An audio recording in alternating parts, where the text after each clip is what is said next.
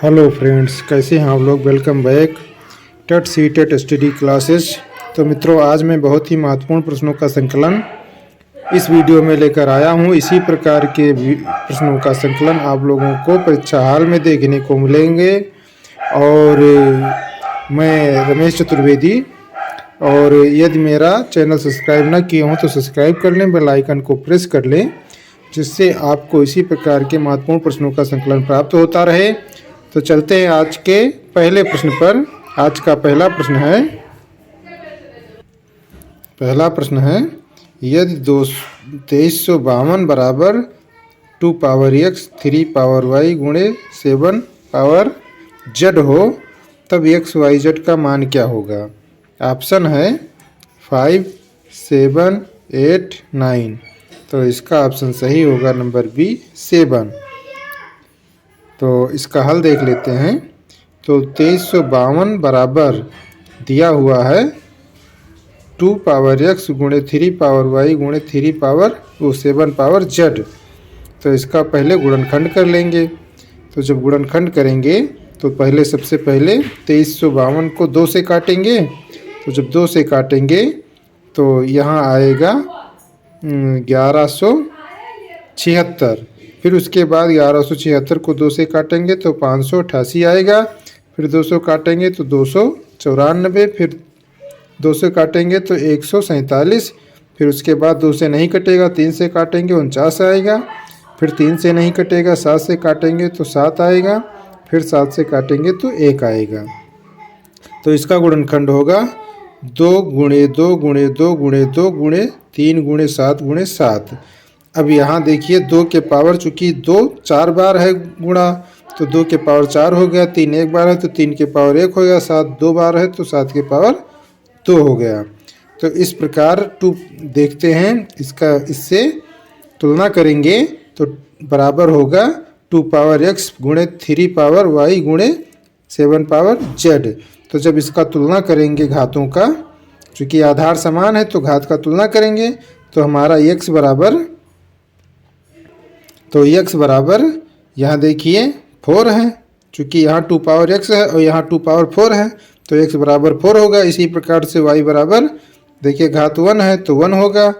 और z बराबर 2 है, तो चूँकि 7 पावर 2 है तो z बराबर 2 होगा।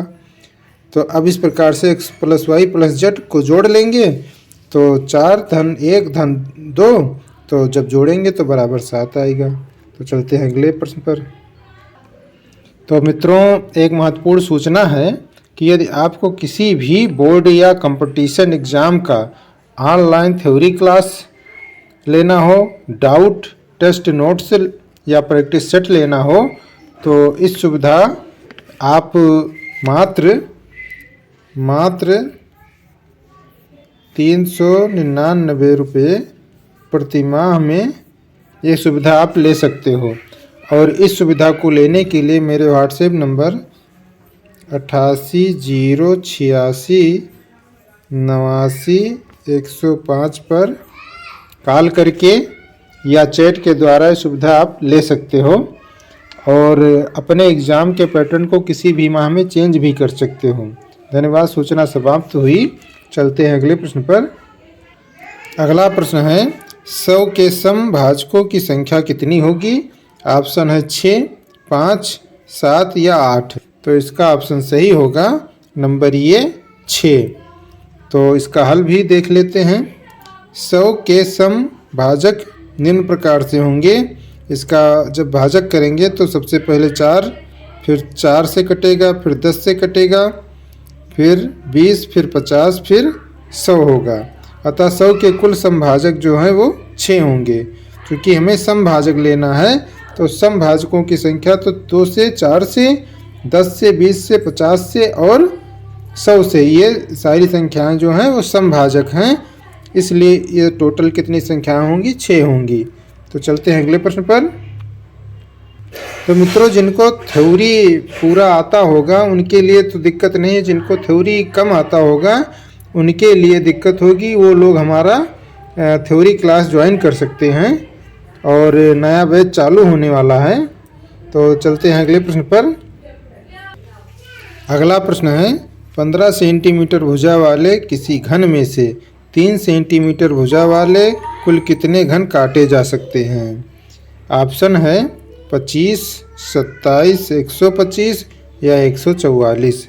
तो इसका ऑप्शन सही होगा नंबर सी 125। तो इसका हल होगा, तो बड़े घन की भुजा कितना है 15 सेंटीमीटर, इसमें दिया हुआ है। फिर उसके बाद बड़े घन का आयतन निकाल लेंगे। तो आयतन होगा ये सूत्र होता है भुजा गुणे भुजा गुणे भुजा, तो 15 गुणे 15 गुणे 15 होगा घन सेंटीमीटर। अब छोटे घन की भुजा 3 सेंटीमीटर है, तो छोटे घन का आयतन भी इसी सूत्र पर रख कर के निकाल लेंगे। तो भुजा गुणे भुजा गुणे भुजा इस पर मान रखेंगे, तो 3 गुणे 3 गुणे 3 घन सेंटीमीटर हो जाएगा।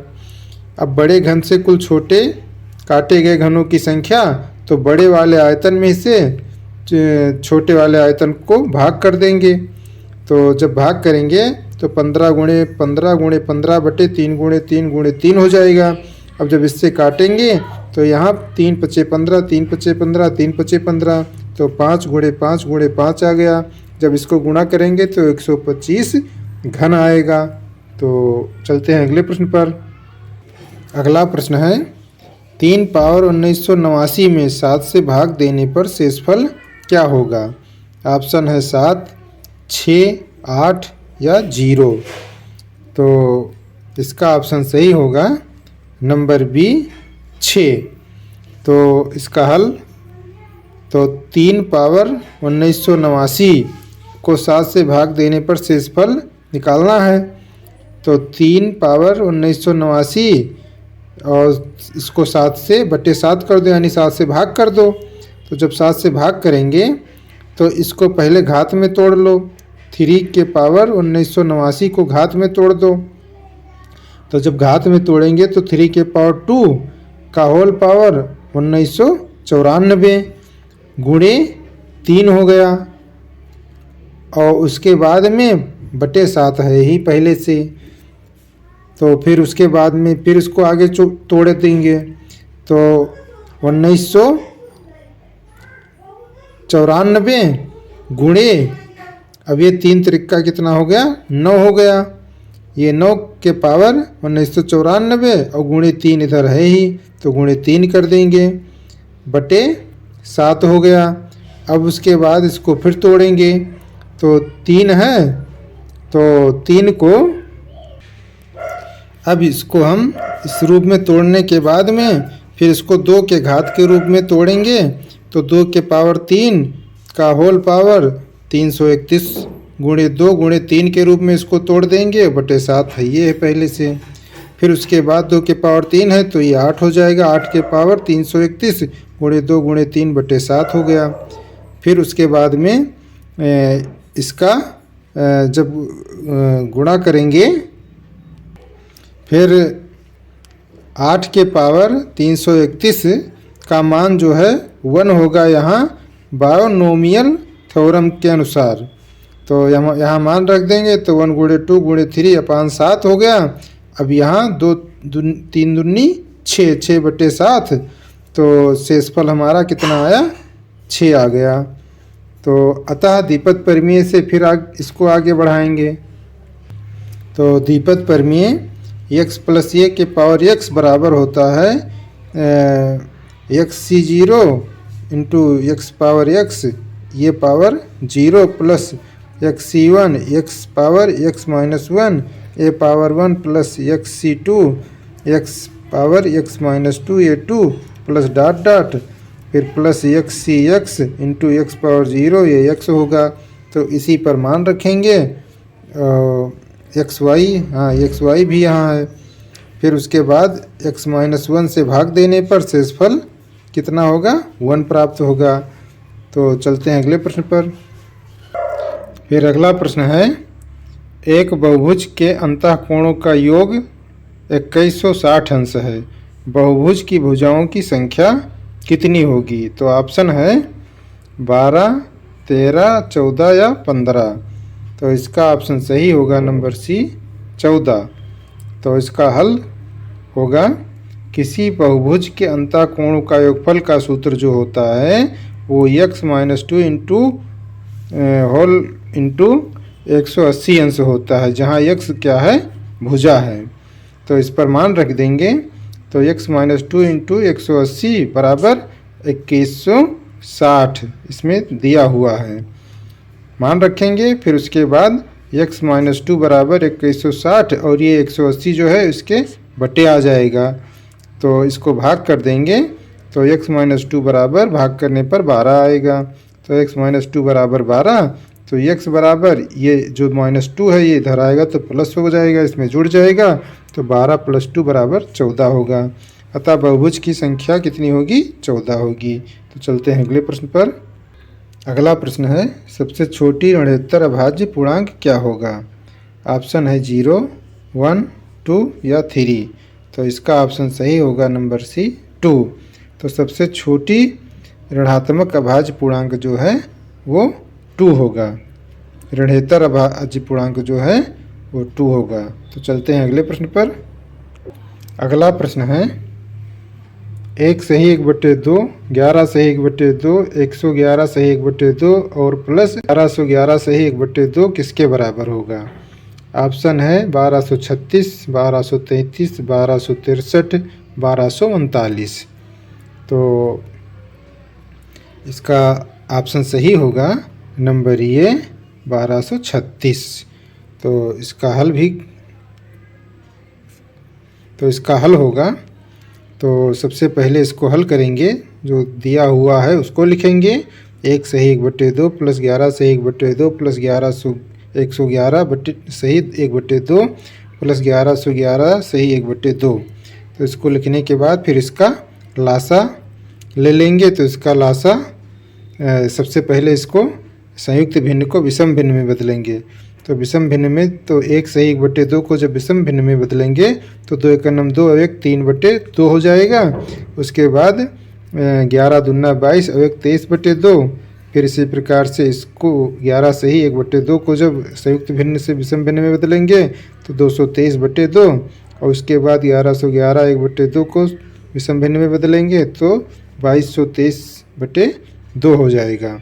अब देखिए 1/2 पूरे में कॉमन मिल रहा है तो उसे बाहर ले लेंगे, तो अंदर आपके बचेगा 3 + 23 + 223 + 2223। इसको जोड़ लेंगे तो आएगा 2472 और 1/2 है ही पहले, तो इससे भाग कर देंगे तो 1236 हो जाएगा। तो चलते हैं अगले प्रश्न पर। अगला प्रश्न है यदि सभी प्राकृतिक संख्याओं a और b के लिए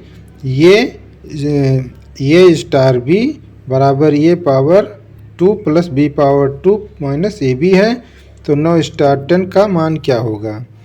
तो ऑप्शन है 90, 91, 181, 182। तो इसका ऑप्शन सही होगा नंबर बी 91। तो इसका हल होगा, तो सबसे पहले ये स्टार बी बराबर A square plus B square minus A B, ये इसमें प्रश्न में दिया हुआ है। तो सबसे पहले इसको लिखेंगे, उसके बाद में ये स्टार 10 इसका मान रख देंगे, चूँकि 9 स्टार 10 का निकालना है तो इसका मान रखेंगे।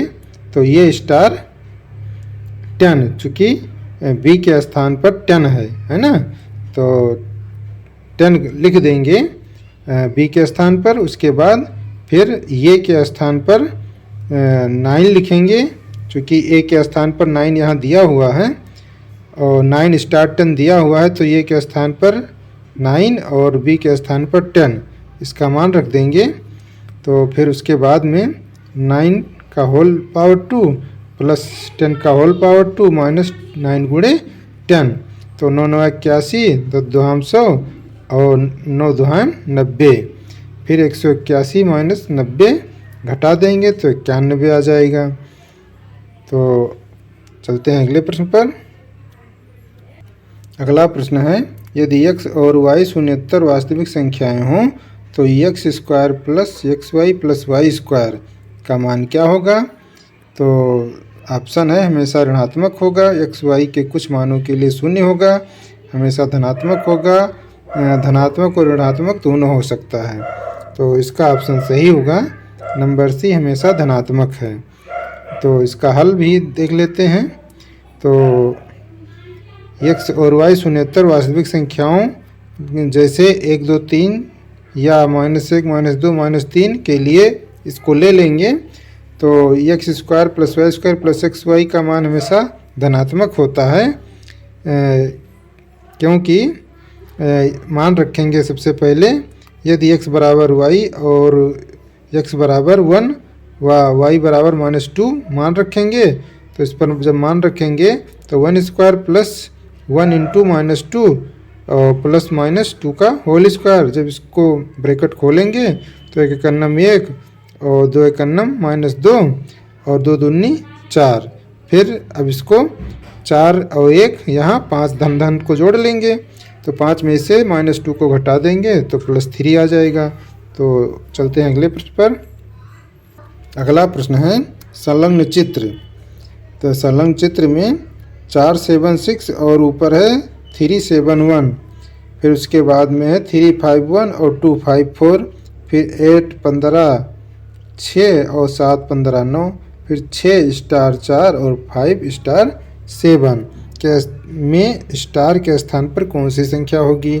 तो ऑप्शन है 8, 9, 10 और 11। तो इसका ऑप्शन सही होगा नंबर डी 11। तो यहाँ 11 होगा।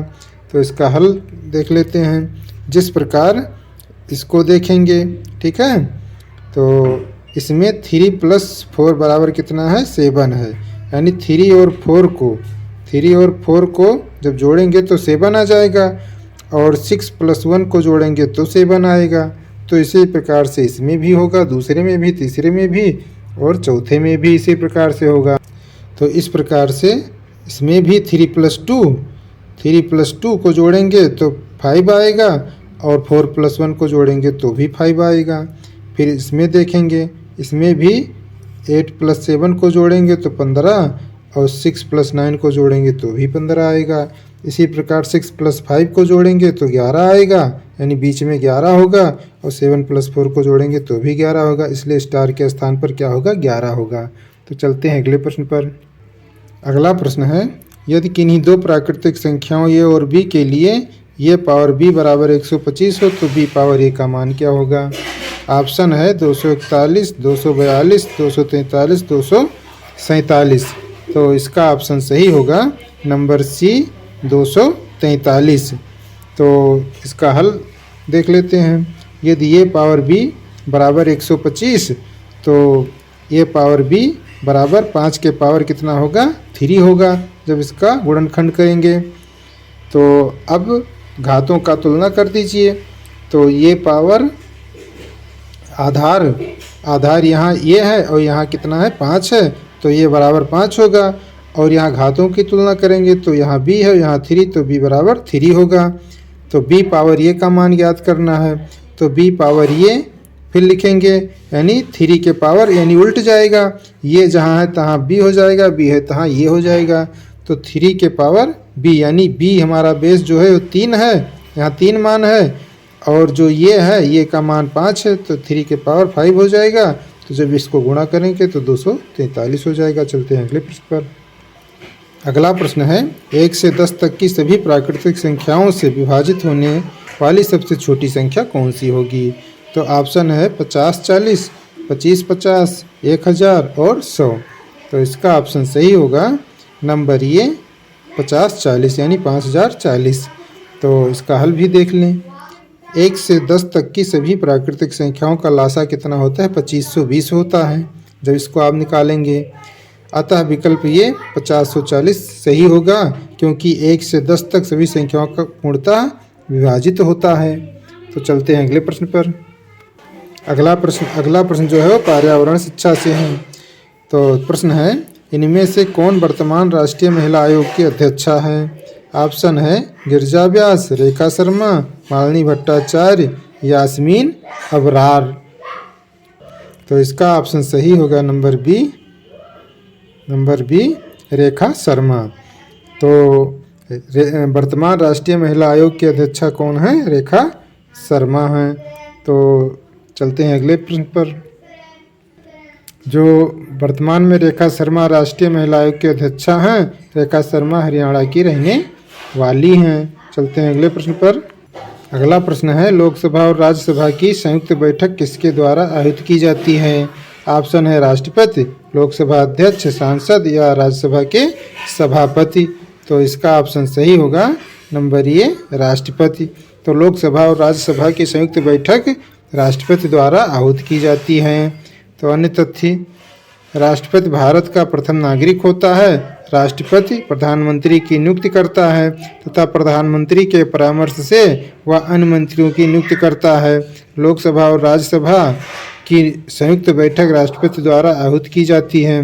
राष्ट्रपति लोकसभा को भंग कर सकता है तथा सांसद की संयुक्त बैठक बुला सकता है। तो चलते हैं अगले प्रश्न पर। अगला प्रश्न है, संविधान के किस भाग में पंचायती राज व्यवस्था संबंधी प्रावधान दिए गए हैं? ऑप्शन है 9, 6, 3 या 4। तो इसका ऑप्शन सही होगा नंबर ए, 9। तो संविधान के 9 भाग में पंचायती राज व्यवस्था संबंधी प्रावधान किए गए हैं। अन्य तथ्य है, संविधान के भाग 9 अनुच्छेद 243 तथा अनुसूची 2 में पंचायती राज व्यवस्था संबंधी प्रावधान किए गए हैं। तो चलते हैं अगले प्रश्न पर। अगला प्रश्न है, 74वें संविधान संशोधन का संबंध किससे है? ऑप्शन है ग्रामीण स्थानीय स्वशासन से, शहरी स्थानीय स्वशासन से, राष्ट्रपति की शक्तियों से, संसद की शक्तियों से। तो इसका ऑप्शन सही होगा नंबर बी, शहरी स्थानीय स्वशासन से। तो अन्य तथ्य, 74वें संविधान संशोधन का संबंध शहरी स्थानीय स्वशासन से है। इस संविधान संशोधन अधिनियम द्वारा शहरी स्थानीय निकायों को संवैधानिक स्थिति एवं सुरक्षा प्रदान की गई है। तो चलते हैं अगले प्रश्न पर। अगला प्रश्न है, किस गैस के वर्षा के पानी में घुलने से वर्षा का पानी अम्लीय हो जाता है? ऑप्शन है hydrogen peroxide, nitrogen monoxide, carbon dioxide और सल्फर डाइऑक्साइड। तो इसका ऑप्शन सही होगा नंबर डी, सल्फर डाइऑक्साइड। तो सल्फर डाइऑक्साइड के गैस के वर्षा के पानी में घुलने से वर्षा का पानी अम्लीय हो जाता है। तो इसका अन्य तथ्य, सल्फर डाइऑक्साइड SO2 गैस के वर्षा के पानी में घुलने से वर्षा का पानी अम्लीय हो जाता है। ऐसी वर्षा अम्लीय वर्षा कहलाती है। अम्ल वर्षा जलीय तथा स्थलीय दोनों प्रकार के जीवों को प्रभावित करती है। यह इमारतों तथा स्मारकों को भी हानि पहुंचाती है। इसके अलावा परितंत्र, मृदा, कृषि पाइपलाइन के क्षरण, भूमिगत जल स्रोत पर भी प्रभाव डालती है। मथुरा तेल शोधक कारखाने से निकलने वाली SO2 गैस ही आगरा के ताजमहल की तबाही का कारण बनी हुई है। चलते हैं अगले प्रश्न पर।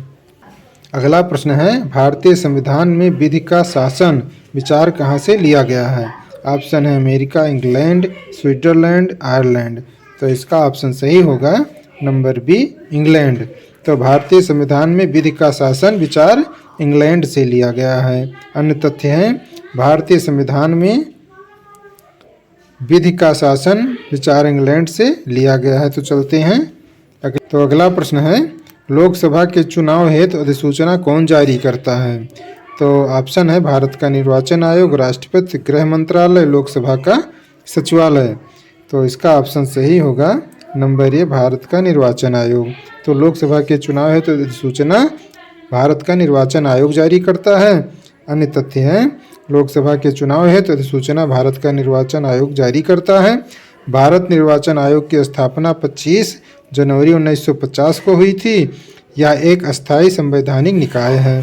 इसका मुख्य कार्य मतदाता सूचियों को तैयार करवाना, राजनीतिक दलों की आरक्षित चुनाव चिन्ह प्रदान करना, चुनाव कराना, राजनीतिक दलों के लिए आचार संहिता तैयार करवाना। तो चलते हैं अगले प्रश्न पर। तो मित्रों, यहीं पर ये वीडियो समाप्त होता है। ये वीडियो कैसा लगा कमेंट बॉक्स में ज़रूर लिखिएगा, और यदि अच्छा लगा हो तो लाइक और शेयर भी ज़रूर कीजिए। और प्रश्नों को लिखा करो, क्योंकि लिखने से जल्दी याद हो जाते हैं। और आप लोग अपने दैनिक जीवन में कोई ना कोई लक्ष्य ज़रूर रखिए और उसे पूरा करने का भरसक प्रयास कीजिए। इससे आपकी लाइफ ऑटोमेटिकली अच्छी हो जाएगी। तो अपनी तैयारी करते रहिए। मिलेंगे अगले वीडियो में। बहुत बहुत धन्यवाद।